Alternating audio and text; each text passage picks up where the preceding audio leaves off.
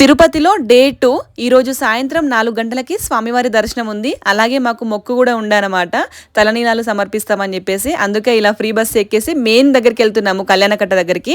అక్కడేమో full public ఉన్నారు. ఇంకా ఆ కళ్యాణకట్ట కాకుండా కొంచెం ముందుకు వెళ్తే అక్కడ పబ్లిక్ తక్కువ ఉంటారంట.